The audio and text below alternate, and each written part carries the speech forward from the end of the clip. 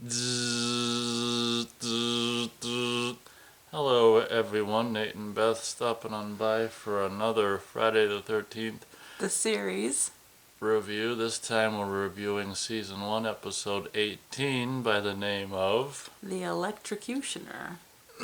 So I want to say that there's already been a show written and directed by Rob Hedden, the guy who'd go on to direct Friday the 13th, write and direct Friday the 13th, Part 8.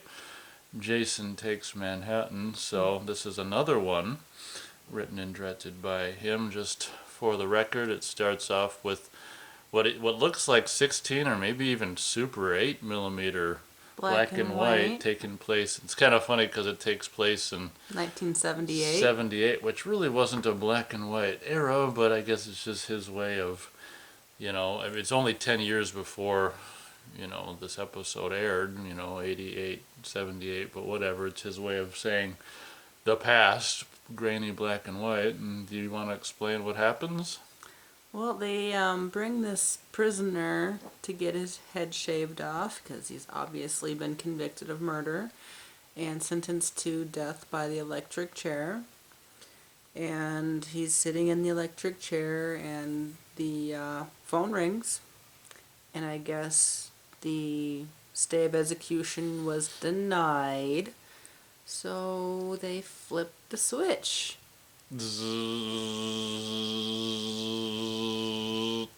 The medical examiner still hears a heartbeat. Pardon me. So they flip the switch again. The medical examiner says, okay, he's dead this time. But then not long after, he was like covered up when they're wheeling out the body, and isn't his fingers move or something? His hand grabs one of the people pushing the gurney, and they're like, by God, this guy is still alive. And I don't know seems who like they says it, but they're like, put him back in the chair. He's supposed to be sentenced to death. Yeah. And it seems like it cuts after that. Like it does. it cuts to modern day. Ryan. They want to know what did we do to him?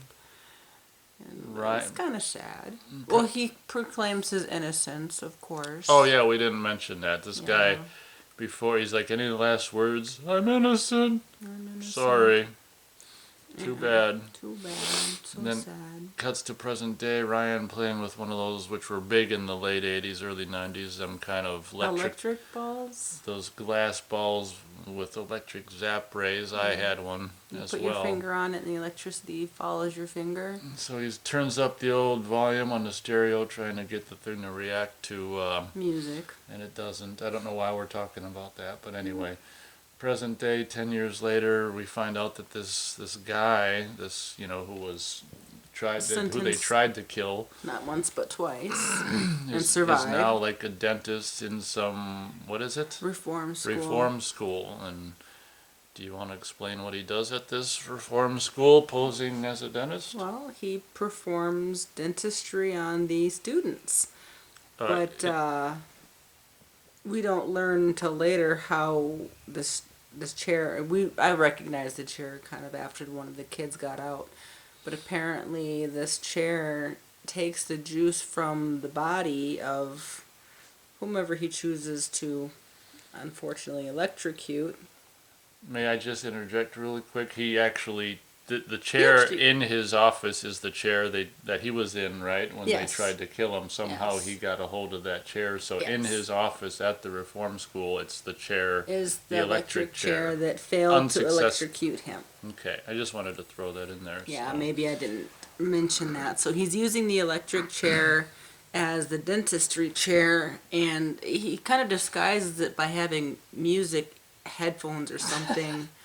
And he so gives the students kids can listen to music while they're performing the dentistry on them. And seems like a pretty cool dentist. I mean, I wouldn't have minded going to a dentist like that as a teenager, listening to rocking music while being sedated by laughing gas. But he basically electrocutes. It's selective, unfortunately. for some reason he like so the premise of this, it's kind of like Basket Case in a way. The premise of this episode is him going to get revenge on the people who wrongfully, and it turns out that he was in fact wrongfully accused. He was innocent of the murder that he was So supposed to have done. it's kind of like taking revenge on the people who wrongfully, had him executed or tried to have him executed. And one thing we don't understand is why he didn't die, because later on they say Yeah, there 19, were 19 people were in this chair and 18 of them died. So obviously he's the one who didn't, and we're wondering. So did the people who are innocent not die? That's my theory.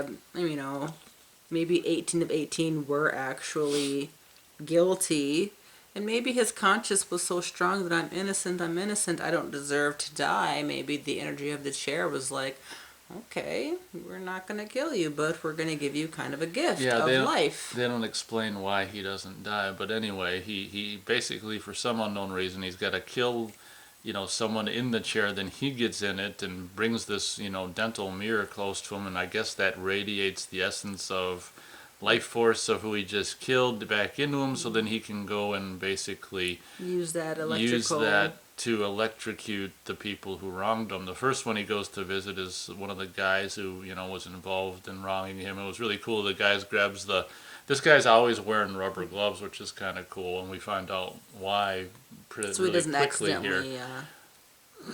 Once this perpetrator of his whatever attempted execution finds out who he is, he's like, you should leave now, and he's just holding the doorknob, and then this other brass guy handle takes off the rubber glove and grabs the other side of the handle, and we're like, oh man, that's really cool. So he basically goes, he's got to charge himself up by killing some innocent and sit in the chair, and then he'll go and kill these people who wronged him. So that's pretty fun.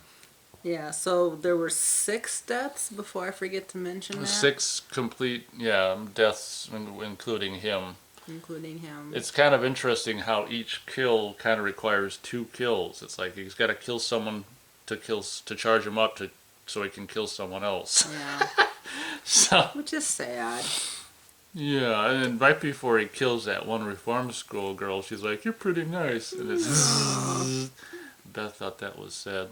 So did I. Sad, because she really liked him, but after this, I guess the 4th kill, he is witnessed by Mickey and the boy. Ryan. Jeez. The boy. I can never remember his name. I know. So he witnesses the 2nd killing, which was really, really cool. It's like it was the judge or something, and he's holding on to his cast iron handrail for his stairs. Don't come any closer. I wasn't planning on it. Takes off his glove and electrocutes him through the handrail, which that was pretty fun. I mean, anything that can conduct electricity. So then he sees Ryan and Mickey, and they get into their car, and I guess Ryan had heard something about this guy who survived being shot by electric lightning bolt in his car. He just didn't touch anything electric. So he tells Mickey, don't touch anything electric. So the guy... While they're sitting in the car.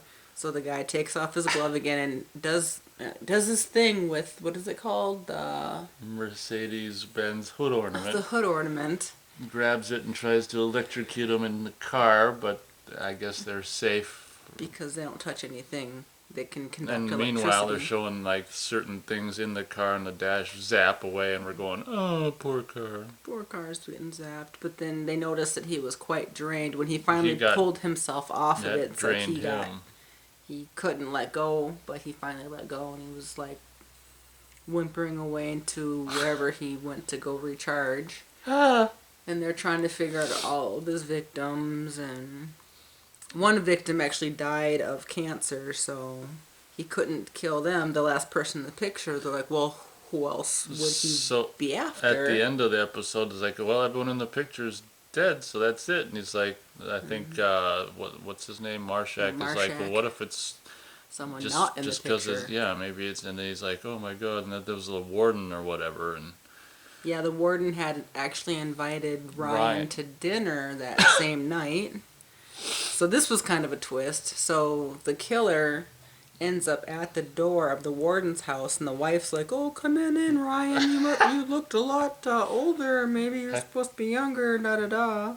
I I thought you'd be younger based on your The description my description. husband gave me. Oh, Oh, think nothing of it. And he's going upstairs. Meanwhile, Jack is telling Ryan to get the jumper cables from the car so they can reenact what happened with the car. drain them. Yeah. So, yeah, that They was. end up foiling the killer's plans to kill the warden. So, yeah, I guess Ryan put one end of the jumper cable on like a radiator, and then Jack ends up putting the red side, whatever that one is that positive? Mm-hmm. Positive onto the killer and drains him, and he sits in this rocking chair, and he kind of like gets older and ends up almost mummified, which is kind of fun. Random and fun, yeah. But I don't know. It was kind of slow moving for me, so I'm gonna give it 3/4 of a thumbs up. So not quite fully up like you like to do. It was fun though. I'll give it a full thumb Of because course. I found the whole spiel of, zapping people, that tried to zap him fun. And this is also in the era, late 80s, of such movies as, I think it's called The Horror Show and also Shocker, which seemed to be this trend in the late 80s of like electric chair, horror stories, and whether it's on TV episodes or in movies. Or so you're familiar with Wes Craven Shocker, the guy in the. You'd probably know that if I showed it to you. Probably, but Wes I don't. Craven Shocker, another electric chair themed horror movie at the time. But yeah, for me, I mean, granted, it wasn't slam bang amazing the whole time, but I just liked the overall concept and shocking people who tried to shock you 10 years ago. So. And it's fun seeing, it's probably dead of winter at this point when they're filming the series. It's fun to see, kind of the snow-covered exteriors and people's breaths and freezing, and a lot of cases probably real snow falling out of the sky. So there's definitely, in my opinion, worse episodes of this series. So full thumb up for me. Is that it for this episode? I think so. So the next one would Looking be forward to disc 4. disc No, 5. disc 5. The Quilt of Hathor. So I'm going to say it has to do with the quilt. What's your guess? I guess a quilt or blanket of some kind, patchwork, or I guess the haunted. possibly even the needle that is made to make the quilt. I mean, going off tattoo, could be almost anything. What was I going to say? Oh, the item from this episode was the electric chair, I guess, and kind of big, but they ended up putting it back in the vault safely, and so all is well that ends well with that. Yeah. So we'll just have to see what happens with this quilt of Hathor. Until then, good night, kids. Thanks for listening.